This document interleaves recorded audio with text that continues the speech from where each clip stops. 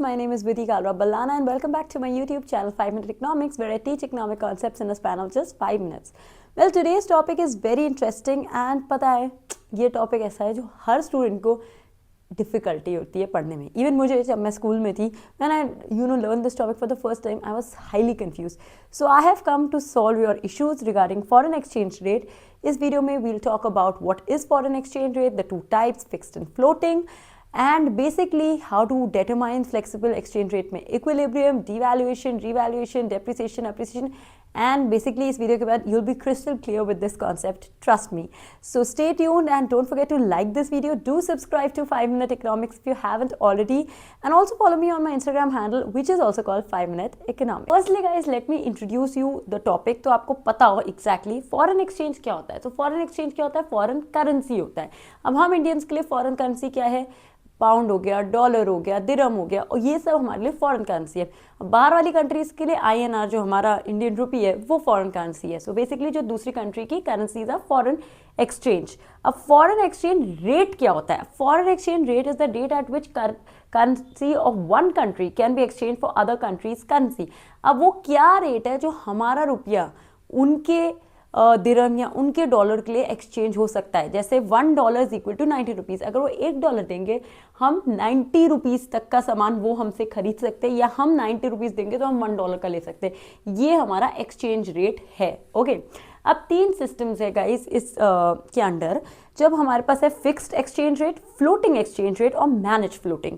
अब नाम से ही पता चलता है फिक्स्ड एक्सचेंज रेट क्या होता है, जो ऑफिशियली फिक्स्ड होता है गवर्नमेंट की तरफ से, या फिर कोई आपकी सेंट्रल बैंक है जो फाइनेंशियल अथॉरिटी है आपकी कंट्री की, वो फिक्स करता है. इसको मिन पार वैल्यू ऑफ एक्सचेंज भी कहा जाता है. इस टर्म्स में क्या होता है, जैसे $1 is equal to 200 grams of gold. अब ये फिक्स हो गया है. अब कुछ भी हो, ऊपर नीचे चल रहा है वर्ल्ड में, that is not going to change, it is already fixed. अब $1 इज 200 ग्राम्स ऑफ गोल्ड. अब हमारी कंट्री में 200 ग्राम्स ऑफ गोल्ड की वैल्यू फॉर एग्जाम्पल 50 रुपये, तो $1 इज इक्वल टू ₹50. ठीक है, तो ऐसे होता है. वैसे तो this is a good system in terms की ये स्टेबल है. एवरीवन नोज कि what are you getting into, because there is no मतलब ऊपर नीचे कुछ नहीं हो रहा है. But same way it is restricted, it is a rigid system. कोई डायनामिक चीज़ नहीं है इसमें कि आप किसी कंट्री में इन्वेस्ट करो, आपको पता है रेट तो हिलेगा ही नहीं, ऊपर जाएगा ही नहीं, नीचे जाएगा ही नहीं. सो डिमेरिट्स और डीमेरिट्स दोनों हैं. सेकेंड आता है फ्लोटिंग एक्सचेंज रेट. ये क्या होता है, जो forces of demand and supply की वजह से फंक्शन करता है. डिमांड और सप्लाई ऊपर नीचे हो रहा है तो हमारा एक्सचेंज रेट भी ऊपर नीचे हो रहा है. In fact this is a very nice and dynamic system, because इसमें there is scope for improvement. Also आप सोच सकते हो ना कि अगर एक्सचेंज रेट बढ़ गया या कम हो गया तो हमें फायदा होगा. We are investing in other countries capital, और we are investing in other countries bonds और stock market whatever. So यहाँ पर हमारा इक्वेशन है R is FDS, where R is the rate of exchange and D is the demand and S is the supply of foreign currency. So this is number 2. ये एकदम float होता रहता है. Of course इसका demerit है, instability है. हम इस केस में फर्स्ट वाले में मैक्रो इकोनॉमिक पॉलिसीज को लिख सकते हैं क्योंकि हमें पता है एक्सचेंज रेट यही रहने वाला है. But in this case it's very like instable, it keeps moving. Third is managed floating. Now managed floating is basically a combination of fixed exchange rate and floating exchange rate. इसमें क्या होता है, of course demand and supply इसको operate करते हैं just like how floating exchange rate works, but intervention by central bank when needed is there.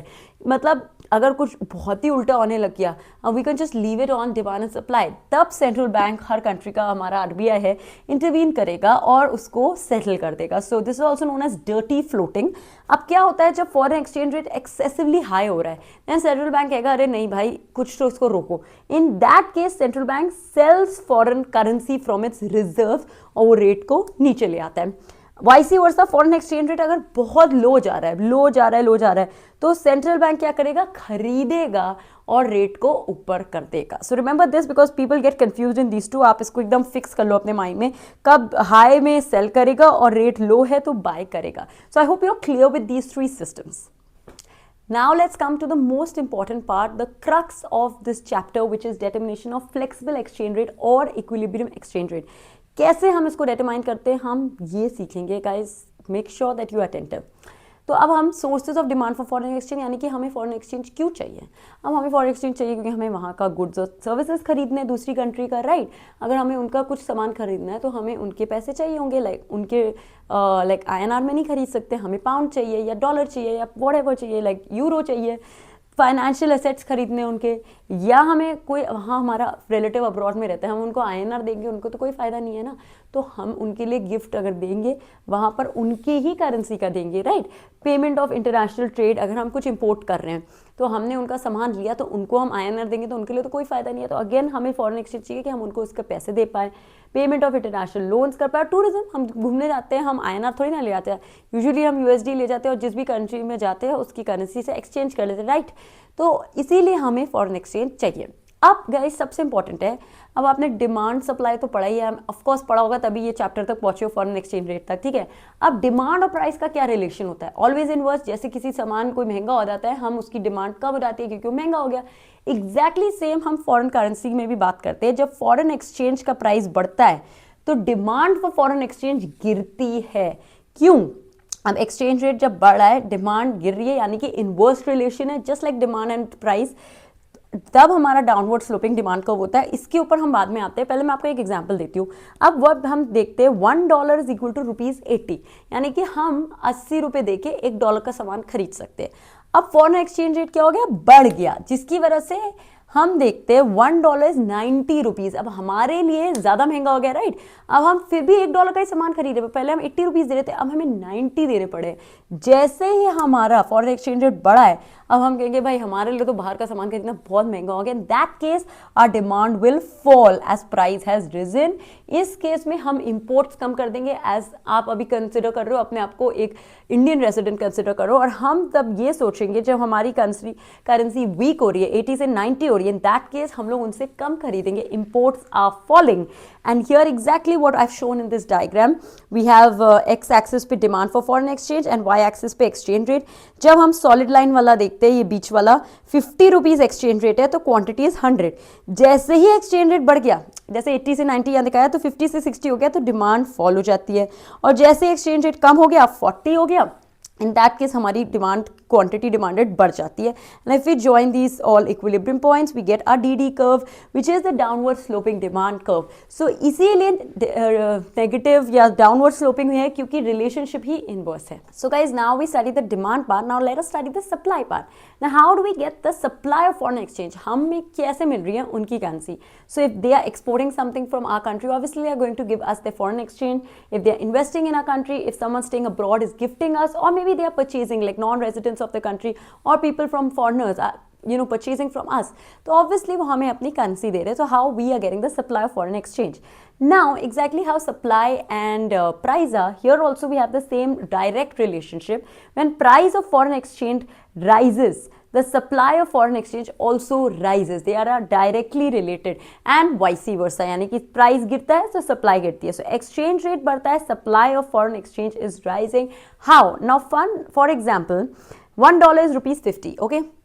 $1 देके वो 50 रुपए का सामान खरीद रहे हैं। अब वो फॉरेन हमारा क्या हुआ, एक्सचेंज रेट बढ़ गया, $1 देके 60 रुपए का सामान खरीदे। हमारे लिए तो वो काइंड ऑफ नुकसान है, because our currency is getting weaker, but उनके लिए फायदा है ना। पहले वो 50 रुपए का सामान खरीद सकते थे सिर्फ $1 से, अब वो 60 रुपीज का खरीद सकते हैं। So in that case of course exports will rise, they will export more from our country, and जैसे ही वो एक्सपोर्ट करेंगे वो अपनी करेंसी हमें देंगे, तो supply of foreign exchange will rise. And that is what exactly I have shown in this curve, where we have on the X and Y axis exactly जो पहले वाला कर्व था, बस इसमें उल्टा है। पहले इनवर्स रिलेशनशिप था, यहाँ डायरेक्ट है। 50 रुपीज था तो क्वांटिटी 100 थी। जैसे हमारा एक्सचेंज रेट 60 हुआ, क्वांटिटी भी हमारी 100 से 150 हो गई। एक्सचेंज रेट 40 हुआ, क्वांटिटी हमारी 100 से 50 हो गई। So everything is direct. If you join these points we get a SS curve which is upward sloping curve. And very simple guys, demand and supply अगर चैप्टर आपको आता है, फॉरेन एक्सचेंज रेट भी clearly आप समझ जाओगे।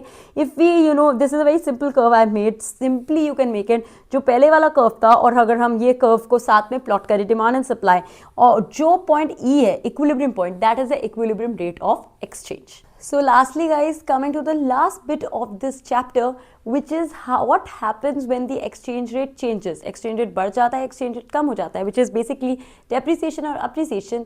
Then what happens? So firstly guys, what is depreciation? Depreciation होता है जब $1 is 50 रुपीज से $1 is equal to 60 रुपीज। अब कॉमन लेमन सोचेगा 50 से 60 बढ़ रहा है, so that is appreciation, but no guys, this is depreciation because now more currency is required. अपना INR वीक हो रहा है, जब हम कहते हैं ना हमारी करेंसी वीक हो रही है, डेप्रिशिएट हो रही है, क्योंकि पहले हम $1 से 50 रुपए का सामान खरीदे थे, अब हम $1 दे के 60 रुपीज दे के $1 का सामान खरीद रहे, राइट। तो obviously our currency has become weak. अब फायदा इसमें भी है वीक होने में, क्यों? अब हमारी करेंसी वीक हो रही है तो बाहर वाले कहते हैं अरे इनकी करेंसी वीक है तो अब इनसे एक्सपोर्ट ज़्यादा करो, because now they are the stronger country.